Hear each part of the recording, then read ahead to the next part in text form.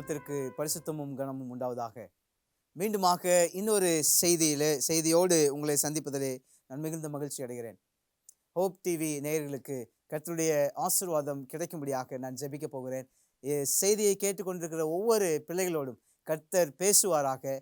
கர்த்தர் நம்முடைய வாழ்க்கையிலே ஒவ்வொரு கஷ்டம், துன்பம், துக்கம் எல்லாவற்றையும் கடந்து ஆண்டவருடைய ஆசீர்வாதத்தை இன்றைக்கு உங்களுக்கும் எனக்கும் தரப்போகிறார். அப்படிப்பட்ட கிருபையை, அப்படிப்பட்ட ஆசீர்வாதத்தை கர்த்தர் நமக்கு கொடுக்கும்படியாக நாம் ஜெபத்திலே தடுத்திருப்போம்.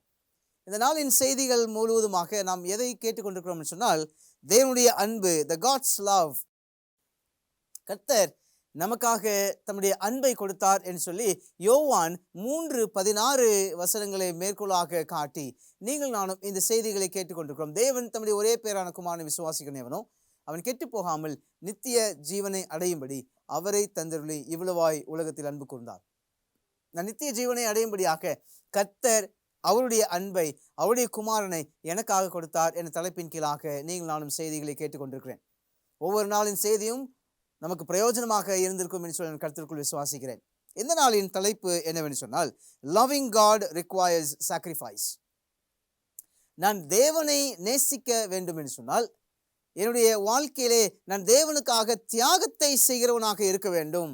நான் என்னத்தை தியாகம் செய்ய போகிறேன், நான் எதை என்னுடைய வாழ்க்கையிலிருந்து தியாகம் செய்ய போகிறேன் ஆண்டவருக்காக என்று சொல்லி நீங்கள் நானும் இந்த தலைப்பின் கீழாக செய்தியில் கேட்க போகிறோம். இந்த நாளின் செய்திக்காக நான் தேர்ந்தெடுக்கப்பட்ட வேத பகுதி ரோமர் எழுதின நிருபம் 12வது அதிகாரம் 1வது வாக்கியத்தை நான் வாசிக்கிறேன். ரோமர் 12:1. அப்படி இருக்க சகோதரரே, நீங்கள் உங்கள் சரீரங்களை பரிசுத்தமும் தேவனுக்கு பிரியமுமான ஜீவ பலியாக ஒப்பு கொடுக்க வேண்டும் என்று தேவனுடைய இரக்கங்களை முன்னிட்டு உங்களை வேண்டிக் கொள்கிறேன். இதுவே நீங்கள் செய்யத்தக்கதாக புத்தியுள்ள ஆராதனை என்று சொல்லி வேதாகம் சொல்லுகிறது. நீங்கள் நானும் புத்தியுள்ள ஆராதனை செய்கிறவர்களா என்று சொல்லி ஒரு கேள்வி. நான் ஆண்டவரை நேசிக்கிறேனா? இன்னொரு கேள்வி. நான் ஆண்டவருக்காக ஏதாவது நான் தியாகம் செய்ய வேண்டும் என்று சொல்லி நினைக்கிறேனா? இன்னொரு கேள்வி. ஒவ்வொரு நாளும் ஒவ்வொரு கேள்வியோடு நாம் ஆரம்பிக்கிறோம். அந்த கேள்விக்கான பதிலை ஆண்டவர் வேதாகமத்திலிருந்து ஆண்டவர் கொடுக்கிறார். நான் ஆண்டவருக்காக ஏதாவது செய்ய வேண்டும், ஆண்டவருக்கு என்னுடைய வாழ்க்கையை தத்தம் செய்ய வேண்டும், எது நடந்தாலும் சரி நான் ஆண்டவரோடு ஜீவிக்க வேண்டும் என்று சொல்லி முடிவு செய்கிறவர்களாக இருக்கிறீர்களா நீங்கள் நானும்? ஆண்டவர் இந்த நாளின் செய்தியை நமக்கு ஆசீர்வாதமாக கொடுப்பார். அப்படிப்பட்ட கிருபையை கொடுப்பாராக. இந்த நாளிலும் தேவ செய்தியை கேட்பதற்கு முன்பாக நீங்கள் நானும் தலைகள் தாழ்த்தி ஜெபம் செய்வோம். எங்களை நேசிக்கிற பரலோகத்தின் நல்ல தகப்பனே, நீ நல்லவர், வல்லவர், எங்களுக்கு நன்மையானதை செய்கிறவராக இருக்கிறீர். தேவனுடைய சமூகத்திலிருந்து தீமை வருமோ என்று சொல்லி கர்த்தாவே நாங்கள் பார்க்கிறோம். தேவன் எங்களுக்கு நன்மையானதை கொடுக்கிறதுக்காக காத்து கொண்டிருக்கிறீர். அப்பத்தை கேட்டா கல்லை கொடுப்பானோ என்று சொல்லி கர்த்தாவே, நீர் உலக பிரகாரமான தகப்பனை காட்டிலும் எங்களுக்கு நல்ல ஒரு தகப்பனாக இருக்கிறதுக்காக நன்றி செலுத்துகிறோம். என்னுடைய வாழ்க்கையிலே சுவாமி நாங்கள் பாவத்தை செய்து கொண்டிருக்கிறோம். என்னுடைய வாழ்க்கையில் நாங்கள் குற்றங்களை செய்து கொண்டிருக்கிறோம். உமக்கு விரோதமான காரியங்களை கர்த்தாவே நாங்கள் செய்து கொண்டிருக்கிறோம். ஆனால் உம்முடைய இரத்தம் எங்களை கழுவுகிறது, உம்முடைய ஆணி பாய்ந்த கரங்கள் எங்களை தொட்டு சுகப்படுத்துகிறது. அதுக்காக நன்றி செலுத்துகிறோம். இந்த செய்தியை கேட்கிற ஒவ்வொரு பிள்ளைகளுக்கும் கர்த்தாவே இந்த செய்திகள் பிரயோஜனமாக இருக்கத்தக்கதான் நீ கிருபை செய்யும். அடியேனை கர்த்தாவே உம் சமூகத்தில் ஒப்பு கொடுக்கிறேன், தத்தம் செய்கிறேன். கொடுக்குற ஒவ்வொரு செய்திகளும் கர்த்தாவே ஏதோ ஒரு வீணும் விருதமாக போகாதபடி இது அநேகருக்கு பிரயோஜனமாகும். அநேகர் கர்த்தாவே உம்முடைய சத்தத்தை கேட்கும் பொழுது இதோ என் ஆண்டவர் எனக்காக இருக்கிறார் என்ற நம்பிக்கையோடு இங்கிருந்து போகத்தக்கதான் நீ கிருபை செய்யும். இந்த நாள் முழுதும் எங்களை ஆசீர்வதித்து சுவாமி, வரக்கூடிய காலங்கள் முழுதும் எங்களை ஆசீர்வதித்து பலப்படுத்தும், ஏற்றுக்கொள்ளும், பலப்படுத்தும். இயேசுவின் நாமத்தில் நல்ல பிதாவே, ஆமென், ஆமென். எப்பொழுதும் போல 2 விண்ணப்பங்களை நான் சொல்ல வேண்டும் என்று சொல்லி விரும்புகிறேன். முதலாவது, கர்த்தாவே இந்த மனிதனோடு நீரிரும், இந்த மனிதன் பேசுகிற ஒவ்வொரு வார்த்தைகளும் உம்முடைய சமூகத்தில் வர வேண்டும். இந்த வார்த்தை எல்லாம் உம்முடையது, உம்முடைய வார்த்தைகளே அவருடைய வாயிலே வையும் என்று சொல்லி எனக்காக ஜெபித்துக் கொள்ளுங்கள். இந்த செய்திகளுக்காக ஜெபித்துக் கொள்ளுங்கள். இரண்டாவது, நான் கேட்கிற செய்திகள் ஆண்டவரே எனக்கு பிரயோஜனமாக இருக்க வேண்டும், என்னுடைய வாழ்க்கையை மாற்றுகிறதாக இருக்க வேண்டும், என்னுடைய வாழ்க்கையை தலையிலாக புரட்டுகிறதாக இருக்க வேண்டும், பாவத்தில் இருந்து நான் மீண்டு வருகிற செய்தியாக இருக்க வேண்டும் என்று சொல்லி இது பிரயோஜனமாக இருக்க வேண்டும் சொல்லி நீங்கள் நானும் ஜெபத்திலே காத்திருப்போம். ஒவ்வொரு செய்திகளும் நம்ம ஏனோ கேட்கறது, ஏதோ போகும்போது கேட்குறோம், ஒரு டைம் பாஸ்க்காக கேட்குறோம் என்று சொல்லி இல்லாமல் தேவன் என்னோடு பேசுகிறார், தேவன் இந்த நாளை எனக்கு குறித்திருக்கிறார் எனக்கு பேசுவதற்காக என்று சொல்லி நீங்கள் நானும் when you take it personal, God will definitely speak to you. இந்த நாளைக்குரிய வேத வாக்கியம் ஏற்கனவே வாசித்தது போல ரோமருக்கு எழுதின நிருபம் 12வது அதிகாரம் முதல் வசனத்தை நான் வாசிக்கிறேன். அப்படி இருக்க சகோதரரே, நீங்கள் உங்கள் சரீரங்களை பரிசுத்தமும் தேவனுக்கு பிரியமான ஜீவ பலியாக ஒப்புக் கொடுக்க வேண்டும் என்று தேவனுடைய இரக்கங்களை முன்னிட்டு உங்களை வேண்டிக் கொள்கிறேன். இதுவே நீங்கள் செய்யத்தக்க புத்தியுள்ள ஆராதனை. There's a quote saying, the cross was the bridge Jesus to bring us back to God. சிலுவை இயேசுவுக்கும் பிதாவுக்கும் நமக்கும் உள்ள பாலமாக இருக்கிறது. இயேசுவானவருடைய சமூகத்திலே இயேசுவானவர் பிதா குமாரன் இருவரையும் சிலுவையின் மூலமாக நம்மிடத்திலே பிரிக்கிறது என்று சொல்லி ஒரு நல்ல வாக்கியம். இன்னைக்கு நீங்கள் நானும் ஆண்டவருடைய சமூகத்தில், ஆண்டவரே நான் உங்களுடைய சமூகத்தில் எப்படி சேருவது என்ற ஒரு கேள்வி இருக்கும் என்று சொன்னார். இது உங்களுக்கான ஒரு பதில். சிலுவை நம்மை சேர்க்கிறதாக இருக்கிறது. When you come to cross, the cross acting as a bridge to connect you and God. சிலுவை உங்களுக்கும் எனக்கும் ஆண்டவருக்கும் இடையிலான ஒரு பாலமாக காணப்படுகிறது என்று சொல்லி நீங்கள் நானும் பார்க்கிறோம். இந்த நாளிலே நான் ஆண்டவருக்குள்ளாக எப்படி என்னை தத்தம் செய்வது, ஆண்டவரே நான் உமக்குள்ளாக எப்படி என்னை தியாகமாக வைக்கிறது என்று சொல்லி நீங்கள் நானும் வேதாகமத்தின் வழியாக நாம் பார்க்க போகிறோம். எடுத்தவர்கள் எபிரேயர் 10ஆம் அதிகாரத்திற்கு உங்களுடைய வேதாகமத்தை திருப்புங்கள். எபிரேயர் 10ஆம் அதிகாரம் 5வது வசனம். எபிரேயர் எழுதின நிருபம் 10வது அதிகாரம் 5வது வாக்கியம். ஆகையால் அவர் உலகத்தில் பிரவேசிக்கும் போது பலியையும் காணிக்கையும் நீர் விரும்பவில்லை, ஒரு சரீரத்தை எனக்கு ஆயத்தம் பண்ணினீர் என்று சொல்லி வேதாகம் சொல்கிறது. கர்த்தர் உண்மையாகவே பலிகளை எதிர்பார்க்கிறவரா? பலிகளை எதிர்பார்த்து ஆண்டவர் இந்த ஆசரிப்பு கூடாரத்தை செய்தாரா? ஒவ்வொரு பாவத்திற்கும் பலி செலுத்தினால் மோட்சம் என்று சொல்லி ஆண்டவர் கற்றுக் கொடுத்தாரே, அது நிஜமாகவே அவர் பலிகளை விரும்புகிறவராகவே இருந்தாரா என்று சொல்லி பார்க்கும் பொழுது, சாமுவேலில் நீங்கள் நான் வாசிக்கும் போது பலியையும் காணிக்கையும் ஆண்டவர் விரும்பவில்லை என்று சொல்லி நமக்கு கற்றுக் கொடுக்கிறார். கீழ்ப்படிதல் மாத்திரம் நமக்கு தேவை. ஆண்டவருடைய சமூகத்தில் போய் நான் ஆண்டவரே உமக்கு கீழ்ப்படுகிறேன் என்று சொல்லுகிறவர்களாக காணப்பட வேண்டும். ஆண்டவரே நான் உம்முடைய சமூகத்தில் இருந்து என்னை தத்தம் செய்ய வேண்டும், நான் என்னத்தை தத்தம் செய்ய போகிறேன் என்று சொல்லி நான் சங்கீதத்தில் வாசிக்கும் பொழுது, சங்கீதம் 51வது சங்கீதம் 7வது வசனம் என்ன சொல்லுகிறது என்று சொன்னால், Psalms 51:17. சங்கீதம் 51வது சங்கீதம் 17வது வாக்கியம் இப்படியாக சொல்லுகிறது, தேவனுக்கு கேட்கும் பலிகள் நொறுங்குண்ட ஆவிதான், தேவனே நொறுங்குண்டதும் நறுங்குண்டதுமான இருதயத்தை நீர் புறக்கணியீர். தாவீது எப்பொழுதுமாக அவர் அழுது ஜெபிக்கும் பொழுது என்ன சொல்லி ஜெபம் பண்றாரு தெரியுமா? ஆண்டவரே நறுங்குண்ட இதயத்தை ஆண்டவரே நாங்கள் கொடுக்குறோம் சுவாமி, என்னுடைய இருதயம் உடைஞ்சிருச்சு சார் கர்த்தாவே, நான் உங்களுடைய சமூகத்தில் வந்து நிற்கும் பொழுது அது சுக்கு நூறாக உடையுது ஆண்டவரே. நறுங்குண்ட இருதயம், நொறுங்குண்ட இருதயத்தை ஆண்டவர் சமூகத்தில் வைக்கும் பொழுது ஆண்டவர் அதை புறக்கணியார் என்று சொல்லி வேதாகம் கற்றுக் கொடுக்கிறது. The broken spirit, நொறுங்குண்ட ஆவி, நறுங்குண்ட ஆவி எப்படி வரும் தெரியுமா? என்னுடைய உள்ளம் எப்பொழுது உடைக்கப்படும் என்று சொன்னால், ஆண்டவருடைய பலியை நீங்கள் நான் எதிர்பார்க்கும் பொழுது, ஆண்டவர் எனக்கு செய்த அந்த தியாகத்தை நான் பார்க்கும் பொழுது என்னுடைய இருதயம் உடைக்கப்படுகிறது என்று சொல்லி நான் பார்க்கிறோம். ஆண்டவருடைய சிலுவை மரணத்தை நீங்கள் நானும் யோசித்து பார்க்கும் பொழுது, நோக்கி பார்க்கும் பொழுது, ஆண்டவரே நான் பண்ணின பாவத்திற்காக, நான் உமக்கு விரோதமான செய்த பாவத்திற்காக நீர் அடிபட்டீரே என்று சொல்லி நினைக்கும் பொழுது நம்முடைய கண்களிலிருந்து கண்ணீர் தார தாரையாக வரும். நான் பாவம் செய்யும் போது குத்தப்படுகிறவனாக காணப்படவில்லை என்று சொன்னால், நான் பாவம் செய்யும் போது ஆண்டவரே நீர் என்கிட்ட பேசவில்லை என்று சொன்னால், something is wrong with me, நான் நறுங்குண்ட இருதயத்தை நான் இன்னும் பெற்றுக்கொள்ளவில்லை ஆண்டவரே என்று சொல்லி நீங்கள் நானும் பார்க்கிறோம். 1 கொரிந்தியர் 5வது அதிகாரம் 7வது வசனத்திற்கு நம்முடைய வேதாகமத்தை திருப்பிக் கொள்வோம். 1 கொரிந்தியர் 5வது அதிகாரம் 7வது வாக்கியம் இப்படியாக சொல்லுகிறது, ஆகையால் நீங்கள் புளிப்பில்லாதவர்களாய் இருக்கிறபடியே புதிதாய் பிசைந்த மாவாய் இருக்கும்படிக்கு பழைய புளித்த மாவை புறம்பே கழித்து போடுங்கள். ஏனெனில் நம்முடைய பஸ்காவாகிய கிறிஸ்து நமக்காக பலியிட்டப்பட்டிருக்கிறாரே. என்னுடைய ஆண்டவர் எனக்காக பலி செலுத்தப்பட்டிருக்கிறார். என்னுடைய ஆண்டவர் அவருடைய முட்கள் எல்லாம் பிற்கப்பட்டிருக்கிறது. முள் முடியை வைத்து அவருடைய சதையெல்லாம் பிச்சு வச்சிருக்கிறாங்களே, அவருடைய காரி துப்பி இருக்கிறாங்களே ஆண்டவரே, அந்த சிலுவையில கொண்டு போய் அடிச்சு நீ உன்னை சேவித்துக்கொள், இல்லை உன்னை காப்பாற்றிக்கொள் என்று சொல்லி கேள்வி கேட்கிறாங்களே. இத்தனை நிந்தையும் இத்தனை இப்படிப்பட்ட கொடூரமான அனுபவத்தை ஆண்டவர் செஞ்சிருக்கிறாரே. எதற்காக? எனக்காக நீர் இப்படிப்பட்டதை நீர் அனுபவித்தீர் சுவாமி. என்னுடைய வாழ்க்கையிலே நீர் வைத்த அன்பு இவ்வளவு பெரியதா ஆண்டவரே. என்னை காப்பாற்ற வேண்டும், என்னுடைய பாவத்தின் பிடியிலிருந்து எடுத்து தூக்க வேண்டும் என்று சொன்னால் ஆண்டவர் இவ்வளவு பெரிய தியாகத்தை செஞ்சிருக்கீங்களா ஆண்டவரே. என்னுடைய வாழ்க்கையில இன்னும் புளித்தமாவு இருக்கிறதா? ஒரு விஷயம் யோசித்து பார்ப்போம். ஆண்டவரே, என்னுடைய வாழ்க்கை இன்னும் பழைய வாழ்க்கையை நோக்கி போய் கொண்டிருக்கிறதா? பூர்வ நாட்களையும் பூர்வ வருஷத்தையும் நினைக்காதே அப்படின்னு சொல்லிட்டு ஏசாயால வாசிக்கிறோம்.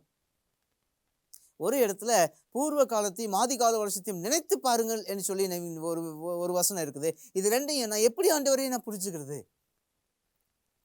பூர்வ நாட்களையும் ஆதி காலத்து வருஷத்தையும் நினைத்து பாருங்கள் என்று சொல்லி சொல்லும் பொழுது, ஆண்டவரே நீர் செய்த ஒவ்வொரு தியாகத்தையும், ஆண்டவரே நீர் எனக்காக பலியான ஒவ்வொரு நாளையும், ஆண்டவரே சிலுவையில தொங்கி ஒவ்வொரு ரத்தத்தையும் ஆண்டவரே நான் நினைத்து பார்க்கிறேன். பூர்வ நாட்களையும் ஆதி காலத்து வருஷத்தையும் நினைத்து பார்க்காதே. ஆண்டவரே, நான் செய்த எல்லா பாவத்தையும், ஆண்டவரே உமக்கு விரோதமான பாவத்தை எல்லாம் ஆண்டவருடைய சமூகத்தில், ஆண்டவரே நான் உமக்கு என்னவெல்லாம் பாவம் செய்ய நினைச்சனோ எல்லாமே செஞ்ச ஆண்டவரே, ஆனால் இதுவரைக்கும் நான் அதை நினைத்து பார்க்க போவதில்லை. ஏனென்று சொன்னால் என்னுடைய பாவம் மன்னிக்கப்பட்டது. ஆண்டவருடைய சமூகத்திலே ஆண்டவரே நான் நொறுங்குண்டவனாக வர வேண்டும் என்று சொன்னால் நான் சிலுவையை சுமக்க வேண்டும். என்னுடைய சிலுவையை எடுத்து, நீ என்னை நேசிக்கிறாயா, என் பின்னே வா, அப்பொழுது நீ என்னுடைய சிலுவை எடுத்து என்னோடு வருவாய் என்று சொல்றாரு ஆண்டவர். நான் ஆண்டவரை நேசிக்கும் பொழுது ஆண்டவருடைய சிலுவையை நான் சுமக்கிறவனாக காணப்பட வேண்டும். ஆண்டவருக்கு என்னவெல்லாம் ஆண்டவருக்கு பிடிக்குமோ அதெல்லாவற்றையும் நான் பார்த்து பார்த்து செய்கிறவனாக காணப்பட வேண்டும். அநேக நேரங்களிலே நீங்களும் நானும் பிசாசுக்கு என்ன பிடிக்குமோ, பிசாசுக்கு எது ஏற்றதாக காணப்படுகிறதோ அதை மாத்திரம் செய்கிறவராக காணப்படுகிறோம். இன்னொரு வசனத்தை நீங்கள் நான் வாசிக்க போகிறோம். 1 பேதுரு 2வது அதிகாரம் 5வது வசனத்தை நீங்கள் நான் நம்முடைய வேதாகமத்தை திருப்பிக் கொள்வோம். 1 பேதுரு 2வது அதிகாரம் 5வது வசனம் இப்படியாக சொல்லுகிறது, ஜீவனுள்ள கற்களை போல ஆவிக்கேற்ற மாளிகையாகவும் இயேசு கிறிஸ்து மூலமாய் தேவனுக்கு பிரியமான ஆவிக்கேற்றபடி பலிகளை செலுத்தும்படிக்கு பரிசுத்த ஆசாரிய கூட்டமாகவும் கட்டப்பட்டிருக்கிறீர்களே. நீங்கள் நானும் ஆண்டவருடைய சமூகத்தில், ஆண்டவரே நான் பரிசுத்த கட்டடமாக இருக்க வேண்டும், நான் உடைந்த பாத்திரமாக காணப்படுகிறேன், ஒழுகிற வீடாக காணப்படுகிறேன், ஒவ்வொரு நாளும் ஆண்டவரே நான் என்னுடைய சம்பாத்தியம் எல்லாம் பொத்தல் பையிலே போடுகிற பொத்தலை போல போய் கொண்டிருக்கிறது ஆண்டவரே. நான் ஆண்டவருக்குள்ளாக ஜெபிக்கிற ஜெபம் எல்லாம் என்னுடைய பாவம் என்கிற பையிலே நான் போட்டு போட்டு வைக்கிறேன். அது உங்களுடைய சமூகத்தில் வராதபடி இழுத்து கொண்டே போகிறது சுவாமி, நான் என்ன பண்ணட்டும் அப்படின்னு கேட்கும்போது ஆண்டவர் சொல்றாரு, நான் உன்னை மாளிகையாக கட்டுகிறேன். What a wonderful moment.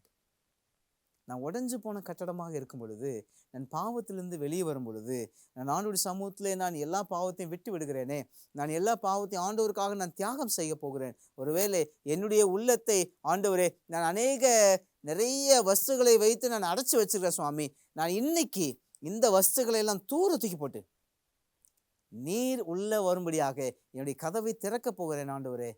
நான் என்னுடைய வாழ்க்கையை உமக்கு பலியாக கொடுக்கிறேன் என்று சொல்லும் பொழுது கர்த்தர் சொல்லுகிற இந்த வார்த்தை, மறுபடியுமாக நான் 5வது வசனத்தை நான் வாசிக்கிறேன். ஜீவனுள்ள கற்களை போல ஆவிக்கேற்ற மாளிகையாக நான் மாற்றப் போகிறேன். எனக்காக நீ நிற்கும் பொழுது நான் உனக்காக நிற்க போகிறேன். என்னுடைய ஜீவ பலியை நீ யோசித்து பார்த்திருக்கிறாய்.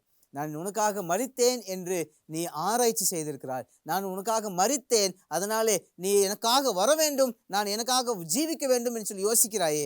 நான் உன்னை ஜீவனுக்கேற்ற மாளிகையாக மாற்றுவேன் என்று சொல்லி கர்த்தர் சொல்லுகிறார். இன்னொரு வசனத்தை கூட நாம் வாசிக்க போகிறோம். கடைசியாக சங்கீதம் 50வது சங்கீதம் 50:23 வசனத்தை நீங்கள் நான் வாசிக்கும் பொழுது எல்லாருக்கும் தெரிந்த வாக்கியம்.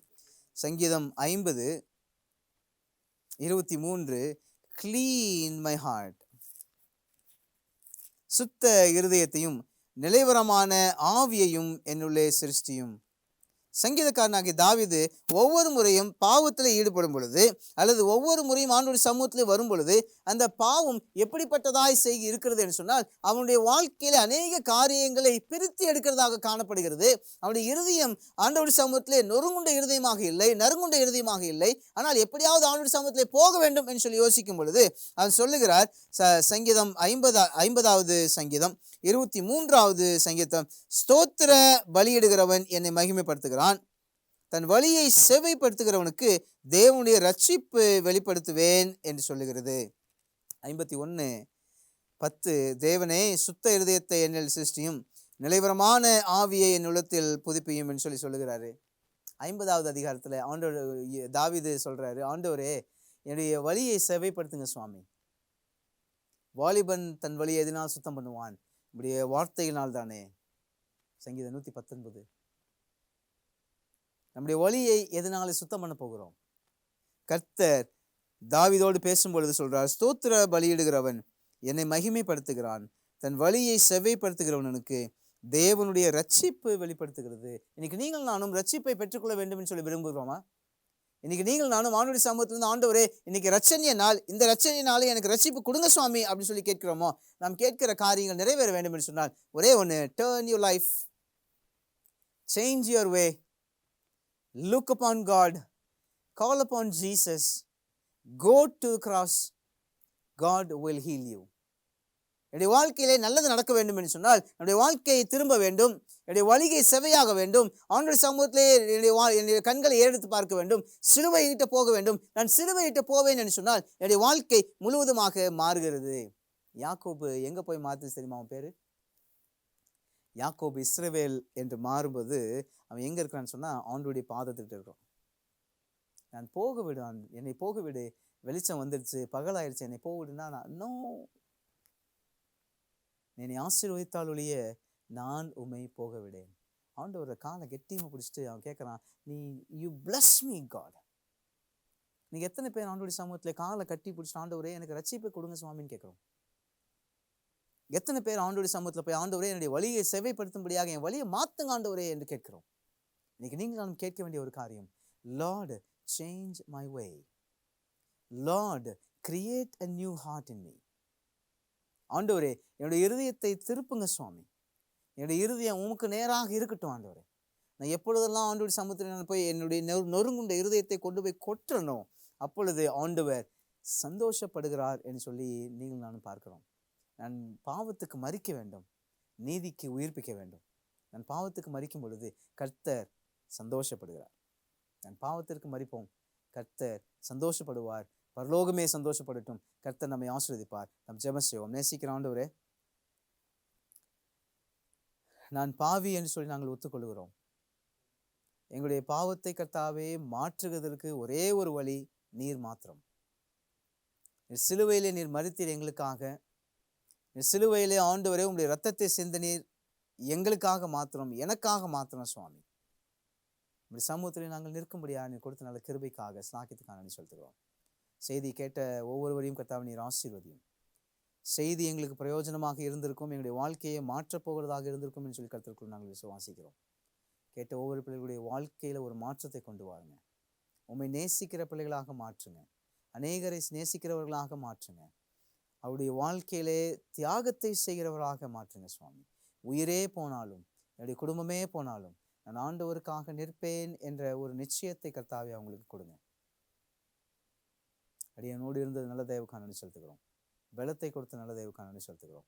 ஆண்டவருக்காக நிற்க வேண்டும் என்று சொல்லி கொடுத்த நல்ல கிருபைக்காக, நல்ல ஸ்லாக்கியத்திற்காக, நல்ல ஞானத்திற்காக, நல்ல புத்திக்காக கர்த்தாவே நான் நன்றி செலுத்துகிறேன். நீர் எங்களோடு பேசினீர் என்று சொல்லி கர்த்தாவே நான் கர்த்தருக்குள் விசுவாசிக்கிறேன். நீர் எங்களோடு இருந்தீர் என்று சொல்லி கர்த்தாவே நான் கர்த்தருக்குள் விசுவாசிக்கிறேன். கர்த்தாவே நீர் விசுவாசத்தை துவக்குகிறவரும் முடிக்கிறவருமாய் இருக்கிறீர். நாங்கள் எங்களுடைய விசுவாசத்தில் தளர்ந்து போகாதபடி, என்ன வந்தாலும் ஆண்டவருக்காக நிற்பேன், என்ன வந்தாலும் நம்புவேன் என் இயேசுவை என்று சொல்லி கர்த்தாவே நாங்களும் நம்ப கர்த்தர் எங்களுக்கு கற்றுக் கொடுக்கும்படியாக நாங்கள் ஜெபிக்கிறோம். விசேஷமாக சுவாமி, பலவீனமாய் சுகவீனமாக இருக்கிற ஒவ்வொரு பிள்ளைகளையும் கர்த்தாவும் சமூகத்தில் வைக்கிறேன். நறுங்குண்ட இருதயமாய் கர்த்தாவே இருக்கிற ஒவ்வொரு பிள்ளைகளும் சமூகத்தில் வைக்கிறேன். ஆண்டவரே, அவர்கள் நீர் ஆசீர்வதியும், அவருடைய இருதயத்தை தொடும், அவருடைய பலவீனங்களை எல்லாம் கர்த்தாவே பலமாய் மாற்றும். ஒவ்வொருடைய இருதயத்தையும் கர்த்தாவே ஆண்டவருக்குள்ளாக எழுப்ப, ஒவ்வொருவரையும் கர்த்தாவே செத்த இருதயத்தை ஆண்டவரை எழுப்பும்படியாக நாங்கள் இயேசுக்குள்ளாக நாங்கள் ஜெபிக்கிறோம். கர்த்தாவே, நீங்கள் எங்களிடத்தில் பேசின நல்லதேவுக்காக நன்றி செலுத்துகிறோம். உங்களுடைய வார்த்தை எங்களுக்கு கொடுத்த கிருபைக்காக நன்றி செலுத்துகிறோம். ஆசீர்வாதையும் பலப்படுத்தும். தொடர்ந்து நாங்கள் செய்தி கேட்கும் பொழுது நீர் எங்களோடு உங்களுடைய ஆவியை ஊற்றும்படியாக நாங்கள் ஜெபிக்கிறோம். ஏற்றுக்கொள்ளும் பலப்படுத்தும். இயேசு மூலம் நல்ல பிதாவே, ஆமென். எனக்கு அன்பான தேவனுடைய பிள்ளைகளே, நறுங்குண்ட ஆவியை ஆண்டவர் உங்களிடத்திலிருந்து என்னிடத்திலிருந்து எதிர்பார்க்கிறார். நான் என்னத்தை ஆண்டவருக்காக தியாகம் செய்ய போகிறேன்? என்னத்தை நான் 10ல் 1 பங்காக ஆண்டவருடைய சமூகத்தில் நான் வைக்கிறேன்? நான் தசம பாகம் மாத்திரம் ஆண்டவருக்கு வைக்கிறேனா? இல்லை என்னுடைய நேரத்தை ஆண்டவருக்கு என்று செலவழிக்கிறேனா? என்னுடைய வாழ்க்கையிலே ஆண்டவர் கொடுக்கிற நன்மையான காரியங்களிலிருந்து ஆண்டவருக்கு நான் வைக்கிறேனா? நான் என்னத்தை ஆண்டவருக்காக கொடுக்கிறேன்? எல்லாவற்றிற்கும் மேலாக ஆண்டவரே, என்னுடைய இருதயத்தை உமக்கு கொடுக்கிறேன் சுவாமி, ஏற்றுக்கொள்ளுங்க. என்னுடைய இருதயத்தை ஜீவ பலியாக உங்களுடைய சமூகத்தில் ஒப்பு கொடுக்குறேன். நீங்க நடத்துங்க கர்த்தாவே, நான் நடக்கிறேன். எனக்கு முன்பாக நீர் என்னுடைய கையை பிடித்து நடங்க சுவாமி, நான் உம்முடைய பாதையை பார்த்து நான் நடக்கிறேன் என்று சொல்லி கர்த்தருக்குள்ளாக நம்மை ஒப்பு கொடுப்போம். கர்த்தர் இந்த நாளின் ஆசீர்வாதத்தை நமக்கு தந்தருள்வார் என்று சொல்லி நான் கர்த்தருக்குள் விசுவாசிக்கிறேன். உங்களுடைய வேலைகள், உங்களுடைய பிரயாணங்கள், உங்களுடைய படிப்புகள், உங்களுடைய எல்லா காரியங்களிலும் ஆண்டவர் நடத்த போகிறார். ஆண்டவருடைய கிருபை நம் அனைவரோடும் இருக்க போகிறது. இன்னும் அநேக சத்தியங்களை நாம் ஆண்டவருடைய சமூகத்திலிருந்து பெற்றுக்கொள்ளும்படியாக ஜெபத்தோடு காத்திருப்போம். கர்த்தர் நம்முடைய வாழ்க்கையில ஒரு மாற்றத்தை ஏற்படுத்துவார். கர்த்தர் நமக்கென்று ஆண்டவர் ஒரு ஸ்தலத்தை ஆயத்தம் பண்ணி வைத்திருக்கிறார். அதற்கென்று ஆண்டவர் நம்மை தகுதிப்படுத்தும்படியாக ஒரே ஒன்று காரியத்தை மாத்திரம் கேட்கிறார். நீ உடைய இருதயத்தை கொடு, நொறுங்குண்ட இருதயத்தை என்னிடத்தில் கொடு, நான் அதை புதுப்பிக்கிறேன் என்று சொல்லி ஆண்டவர் சொல்லுகிறார். அப்படிப்பட்ட பாக்கியத்தை நீங்கள் நான் பெற்றுக்கொள்வோம்.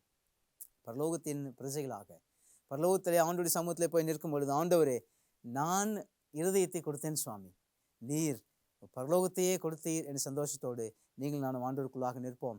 பாவத்தினுடைய கிரியைகளையும் விட்டு ஆண்டவருடைய சமூகத்தில் நீங்கள் நானும் புது சிருஷ்டியாய் வருவோம். புது இருதயத்தோடு வருவோம்.